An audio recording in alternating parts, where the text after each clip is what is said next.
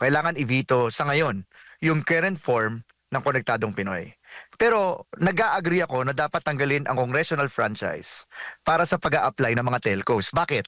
Kasi nagkakaroon tayo ng virtual, di ba, may duopoly nga tinatawag eh. So hindi mo ma-liberalize o nahihirapan yung mga maliliit na players na mag-establish ng sarili nilang negosyo pagdating sa internet service provisioning. So dapat tanggalin 'yon. So ako nag-a-agree ako doon na tanggalin. Maaaring ilagay na lamang ang kapangyarihan na 'yan sa NTC imbis na gawin pang congressional franchise. Pero in the current form, uulitin ko, under Section 6, ang mali lang doon is pinupuwersa mo naman yung mga infrastructure holders to share the infrastructure that they have. Parang persado kasi. Parang sa pilitan, parang sinabi mong may bahay ako. Parang ganito yan, MJ, no? May bahay ka, tapos sasabihin ko sa'yo, kailangan paupahan mo may isang kwarto dyan, ha? Hindi ka pwede humindi. Di ba? Parang weird, no? So, yun yung tinututulan natin dyan. Kasi nga, hindi mo naman kilala kung sino yung papasok dyan. Hindi mo kilala kung sino yung, I already made an example dun sa Northern Luzon. Marami pa ako examples actually. Meron din sa Mindanao, meron din sa Barm. You don't know kung sino yung pinapapasok mo sa backbone mo eh. So yun lang yung tinututulan kong part doon sa Konektadong Pinoy. Nabanggit niyo po na kailangan po ng masusing pag-aaral bago ipasa po itong panukala. Ano pong nakikita niyo po na dito sa panukalang batas na ito, sir? So, number one, pagdating sa security, alam nyo, marami kasing modelo sa paglilip ng telecommunications industry. In fact, nung tayo po ay undersecretary, naimungkahi din naman natin sa Pangulo na the best way to go about this is gumawa tayo ng infrastructure company para sa core, pero i-liberalize natin yung mga connection sa mga kanayunan. Ibig sabihin, sa kanayunan, free tayo, no? I-liberalize natin yan, mag-interconnect sila. Pero dapat, meron pa ring state control pagdating dun sa tinatawag natin backbone. No? Imagine niyo yan yung spinal cord ng interconnection ng buong Pilipinas. Unfortunately, under dito sa Konektadong Pinoy, parang walang say ang isang telco. Kaya malaki, kaya maliit wala siyang say kung sino ang pwedeng kumonek sa kanya. Meron din mga grupo na tumututol din dito, kabilang na yung grupo ng mga cable company, no? Mga maliliit na cable company, particularly yung FICTA partner MJ, no? Na dapat pag-aralang mabuti. At kung di ako nagkakamali, parang pirma na lang ata ng Pangulo ang kailangan dito, no? So yan po mga kapartner. Hanggang August lang pala ito. August 24, ngayon po ay August 20. It's either hindi niya pipirmahan or i-veto niya itong mismong panukalang batas. At kung hindi naman niya pipirmahan at lalagpas na ng August 24, as per rule, otomatiko na magiging batas ito, partner MJ. Oo, ang Konektadong Pinoy Bills ay ang partner. Panukala na layong gawing mas madali ang pagpasok ng mga internet service provider sa merkado sa pamamagitan po ng pagkansela ng kinakailangang congressional franchise pero sa data transmission companies, pagpapalawak ng kompetisyon at ang pagbibigay ng mas abot kayang internet access sa buong bansa. Opo. Sir Jeffrey, balik lang tayo. Border Gateway Protocol. Hindi ko na I will not explain kung ano yun. No? Basta nagkamali siya ng configuration. Nawalan ng YouTube ang buong Ireland. Isang internet service provider lang yung nagkamali na yun. So, maraming examples yan sa buong mundo na technically, pag nagkamali ka ng configuration, pag nakakonect ka na sa backbone, it affects an entire nation. Sir Jeffrey, sinasabi po ng ibang mga grupo na unfair, risky, unconstitutional. Ito po yung grupo ng mga cable companies, no? PICTO, FICTAP, and PCTEO po. Hindi po ba sila nakausap? Ukol nga po dito sa panukalang batas na ito dahil marami-rami pong mga organisasyon din po ito, Sir Jeffrey.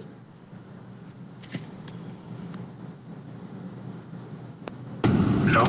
Yusek? Yes, Opo, ulitin ko lang po yung naging statement nga dito ng grupo ng mga cable operators, unfair, risky, unconstitutional. Hindi po ba ito dumaan sa public hearing po at nakausap itong mga operators po na ito dahil nagkaisa sila na dito po actually lumiham pa nga sila sa Malacanang para nga tutulan itong pagsasabatas ng Konektadong Pinoy Bill?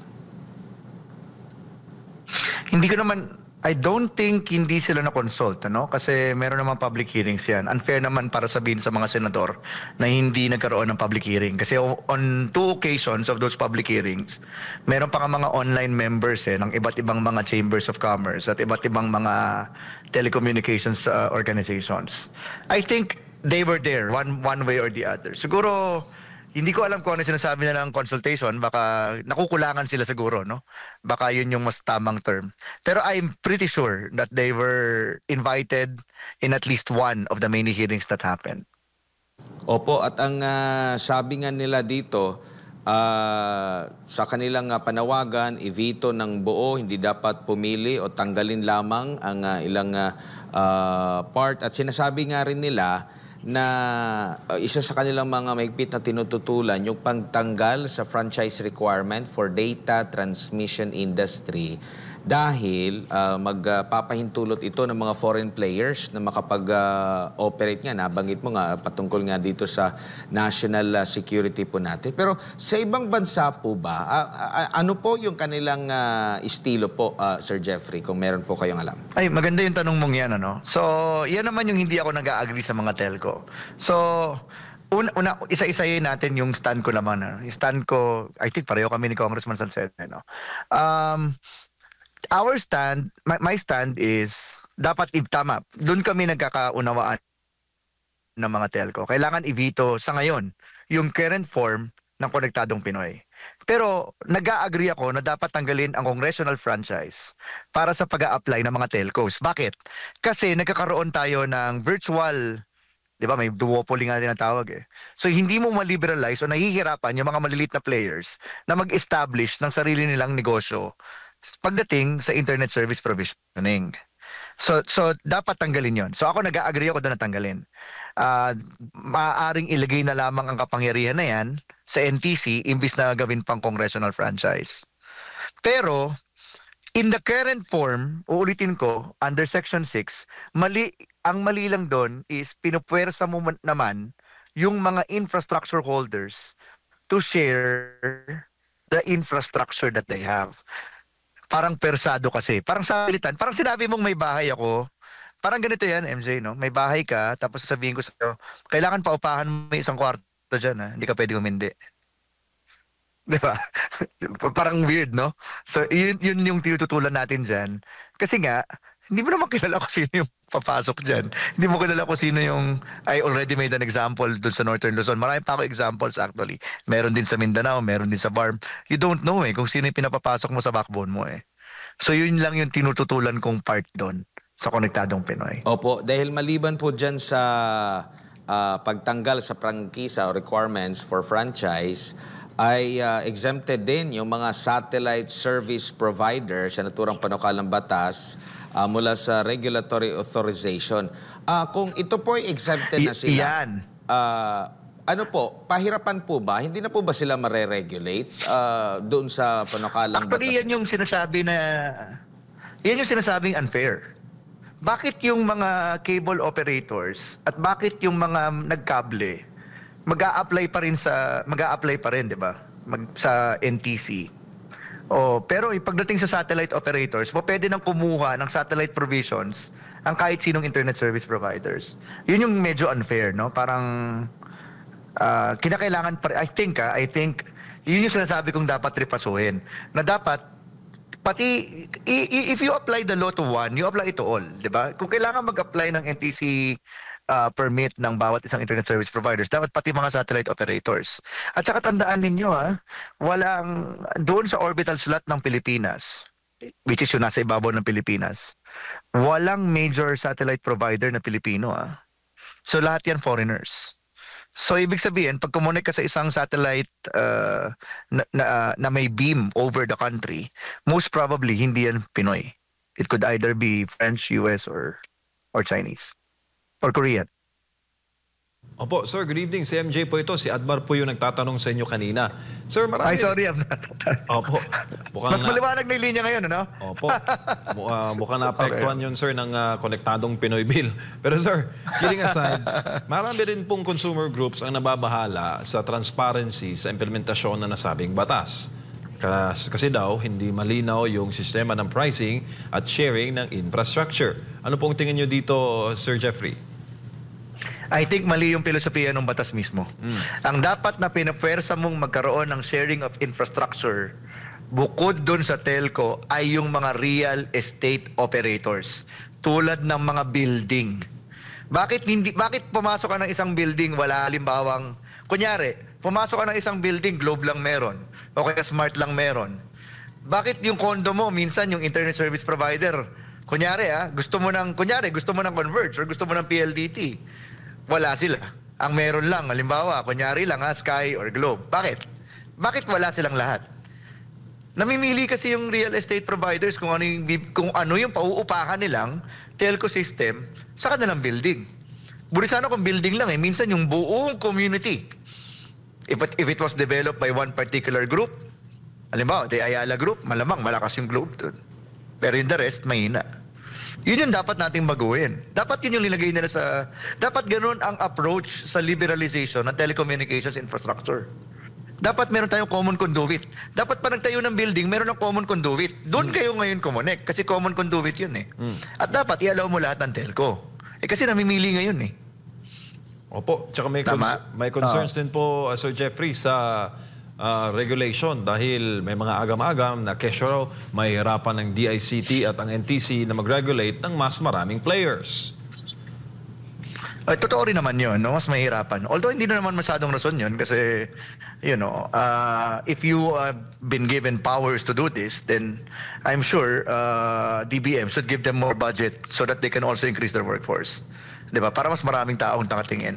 Sa ngayon, syempre, maliit ang NTC at saka ang DICT para magkaroon ng mga provincial level monitoring ng mga service level agreements ng bawat isang internet service provider. Opo, huling tanong na lang, sir. Baka naman po yung inyo pong concern ay pwede nating isingit sa IRR na lang ng batas. Hindi pwede. Kasi yung concern ko, for example, ay mismong nasa Section 6 at saka nandun sa penal provisions. Ibig sabihin, it is explicitly stated in the law. Kung explicit yun, di mo pwede tanggalin yun. Yun yung mismong, like I was saying, mali yung philosophy ng buong konektadong Pinoy. Mahabang diskusyon yan MJ at Abnar, no? Pero the philosophy, ulitin ko lang, napakasimple lang naman nung logic na gusto nating maparating kay Presidente at sana kung mabigyan man tayo ng malinaw ng boses natin, kung mabigyan man lang tayo ng boses na tingnan yung muli kung ano yung tamang paraan ng pagli-liberalize ng telco. So to summarize, I am in favor of liberalization. I'm in favor of removing the franchise requirements for telecommunications providers. I'm also in favor of more responsible players in the industry. Ang dapat lang pag-isipan ay yung philosophy na pinupuwersa mo bawat isa. This is not only a concern of PLDT or Globe or Converge of the big telcos, but pati yung mga local telcos. Baka hindi nila alam pupuwersahin silang mag-share ng infrastructure nila kahit hindi nila kakilala yung security nung kabilang ka-share nila. So yun yung medyo mandatory by law. So I think that needs to be revisited. At hindi pwede ng IRR kasi nandoon yun kumbaga yun ang puso ng batas na yan So hindi siya pwedeng IRR.